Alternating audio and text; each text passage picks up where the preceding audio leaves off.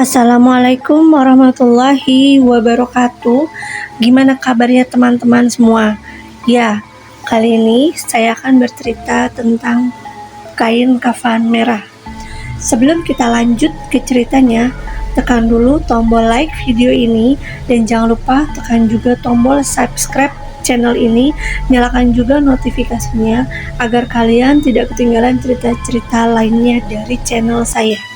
Awal cerita ini dimulai saat salah satu tetangga dari temanku meninggal dunia. Aku tidak mau menyebut namanya. Ya, sebut saja dia dengan Pak Chandra. Pak Chandra ini dikenal sebagai orang yang tidak baik. Dia itu suka sekali berjudi, terus juga minum minuman keras. Kemudian yang aku dengar nih, dia tuh suka main ke rumah bordil. Kelakuannya tuh bener-bener buruk deh.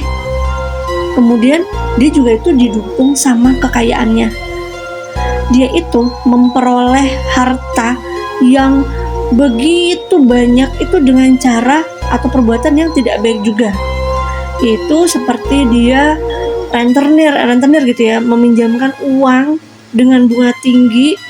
Ya, apalah sebutannya itu, lintah darat mungkin ya gitu.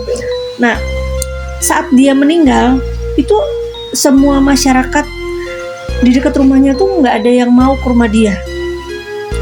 Tapi ketika lihat istrinya menangis, minta pertolongan, kemudian salah satu dari kiai di sana itu juga menyarankan untuk ayolah kita menolong sesama muslim gitu ya. Ya, walaupun Pak Chandra itu bukan orang baik, akhirnya para tetangga itu mau menolong. Nah, saat itu teman aku itu yang masih remaja, akhirnya ya udah diajak dia sama bapaknya untuk ikut. Nah, kegemparan pun terjadi saat ingin membungkus mayat Pak Chandra tersebut. Kain kafan yang tadinya tuh ada untuk bungkus tubuh Pak Chandra itu nggak bisa nutupin seluruh tubuhnya yang terbilang gemuk. Akhirnya ya masyarakat tuh beli lagi gitu. Mereka itu beli lagi kain kafan yang lebih lebar dari yang sebelumnya, tetapi tetap aja nggak muat juga. Setelah 3 kali nggak muat, nah saat itu tuh temen aku udah mulai nih nyium bau busuk dari aroma tubuhnya Pak Chandra. Akhirnya salah satu pelayat menyarankan untuk mengganti kain kafan putih itu menjadi warna merah. Nggak tahu sih ya, itu ide gila dari mana, terinspirasi gimana, tetapi ide itu tuh berhasil. Tubuhnya Pak Chandra itu bisa dibungkus dengan kain kafan warna merah. Dibungkusnya dengan mudah, seakan-akan itu adalah kain kafan yang pas banget untuk dia. Saat semua pelayat tuh sibuk dengan keranda yang juga belum datang saat itu, apalagi saat itu tuh hujan deras banget, temenku tuh masih berdiri ya depan tubuhnya Pak Chandra yang terbujur kaku di atas dipan. Saat temanku melihat mayat Pak Chandra terbujur kaku, gak tahu kenapa bulu kuduknya meremang. Baru pertama kali dalam hidupnya dia melihat mayat dibungkus dengan kain kafan berwarna merah. Ya, mungkin ini untuk pertama kalinya dalam sejarah kain pembungkus mayat yang menggunakan warna merah. Setelah keranda datang, para pelayat segera membawa mayat Pak Chandra ke musola terdekat untuk sama-sama disolati. Temanku yang saat itu tidak ikut karena hujan lebat, ya lebih baik dia tidur di rumahnya karena saat itu suhunya sangat dingin. Ketika dia sampai di rumah, semua orang di rumahnya itu sudah tidak ada karena mereka semua pergi ke rumah Pak Chandra untuk membantu. Saat itu temanku merinding, tapi nggak tahu sih kenapa. Apa karena udaranya yang dingin atau karena sebab lain, entah. Akhirnya ya udah memutuskan untuk ya udah deh ikut aja ke kuburan bersama ayahnya. Beruntung saat temanku kembali ke musola, iringan para pelayat sudah siap-siap untuk berangkat. Temanku lihat di depan, keranda yang membawa tubuh Pak Chandra diangkat oleh 10 orang yang kelihatannya sangat berusaha banget untuk berjalan. Ya, seperti mereka itu ngangkat beban tuh berat banget. Di tengah jalan, banyak dari mereka yang membawa keranda itu minta tolong sama pelayat lain untuk menggantikan posisi mereka. Sesampainya di kuburan, sesuatu yang mengejutkan terjadi kembali. Kuburan Pak Chandra belum siap. Menurut para penggali kubur yang jumlahnya saat itu ada 5 orang, mereka katanya susah menggalinya karena tekstur tanahnya tuh keras. Meski saat itu sedang turun hujan. 6 cangkul udah jadi korban dan 3 lokasi berbeda juga sudah digali. Tapi tetap aja menggali dengan kedalaman setengah meter aja susah. Akhirnya Kiai yang saat itu memimpin rombongan meminta semua untuk berdoa sebentar.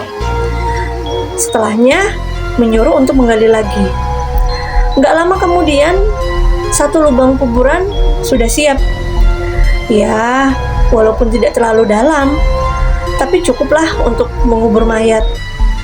Kemudian masalah lain timbul saat tidak ada seorang pun yang mau masuk ke dalam liang kubur untuk membawa mayatnya Pak Chandra. Dan hujan yang turun dari tadi itu mulai deras, beserta suara petir yang semakin keras. Akhirnya mereka berencana untuk memasukkannya dengan tali. Tapi sebelum tali itu terlaksana, mayat Pak Chandra yang saat itu sudah berada di pinggir lubang kuburan tiba-tiba aja masuk sendiri akibat gempa bumi yang cuma berlangsung sebentar. Bunyi yang keras menyusul saat mayat Pak Chandra itu jatuh. Akhirnya para pelayat tanpa berkata-kata lagi langsung menguburkan mayat Pak Chandra. Setelah itu Kiai memimpin doa terakhir sebelum para pelayat pulang ke rumahnya masing-masing. Seminggu pun belum berlalu saat itu sejak kematian Pak Chandra. Tapi kabar buruk mulai beredar. Para tetangganya itu menceritakan bahwa mereka itu didatangi oleh hantunya Pak Chandra dengan kain kafan merahnya serta wajah yang sangat menyeramkan. Rumah temanku pun saat itu ikut menjadi salah satu korban dari hantunya Pak Chandra. Tetapi beruntung temanku tidak melihatnya. Hanya orang tuanya saja, hanya saudara-saudaranya saja yang saat itu diganggunya.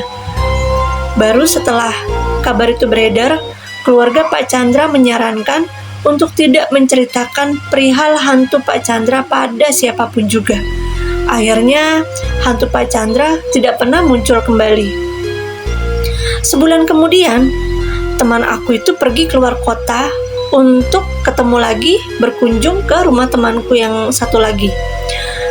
Kemudian temanku itu cerita perihal Pak Chandra. Alasan temanku menceritakan pada temanku yang lain itu karena udah sebulan hantunya Pak Chandra udah nggak muncul. Apalagi ini kan di luar kota. Nah, kebetulan juga temanku juga nggak kenal dong siapa itu Pak Chandra. Tapi temanku salah. Setelah teman aku pulang dari luar kota, sehari kemudian teman yang di sana menelepon. Katanya dia didatangi hantu yang ciri-cirinya sama persis seperti yang teman aku gambarkan. Dalam ceritanya, dia sampai ngompol di celana. Nah, temanku kan orangnya nggak gampang percayaan ya. Sehari kemudian pergi lagi tuh ke rumah temannya yang lain, yang rumahnya itu lebih jauh. Nah, temen ceritain lagi tuh semuanya perihal hantu Pak Chandra. Dan setelah temanku pulang, besoknya temennya itu nelpon lagi dan nyeritain hal yang sama seperti yang dialami temen yang di luar kota itu yang pertama. Nah, temenku mulai nih setengah percaya, langsung nguji lagi ke teman perempuannya yang tinggal di luar negeri. Ini luar negeri loh ya. Dia itu nyeritainnya tuh lewat email. Setelah 4 hari nggak dapet jawaban apapun, ya udah lega dong. Karena dipikirnya, oh berarti dia udah nih nggak ada lagi cerita-cerita kayak gitu. Mungkin temennya yang 2 itu cuma mimpi aja kali gitu. Tapi saat hari kelima, sebuah email datang dari teman perempuannya ini yang di luar negeri. Dalam emailnya itu dia bercerita bahwa dirinya itu didatangi oleh hantu berkain kafan merah dan wajahnya itu sangat menyeramkan. Menurutnya itu adalah hantu paling nyeremin sih yang pernah dia lihat. Dan jika kalian sudah mendengar cerita ini, tolong jangan katakan bahwa aku yang menceritakannya, karena aku juga takut ketemu sama hantu berkain kafan merah itu. Dan kalau nanti malam kalian didatangi hantu Pak Chandra, sampaikan saja salamku untuk dia ya. Dan selamat dihantui.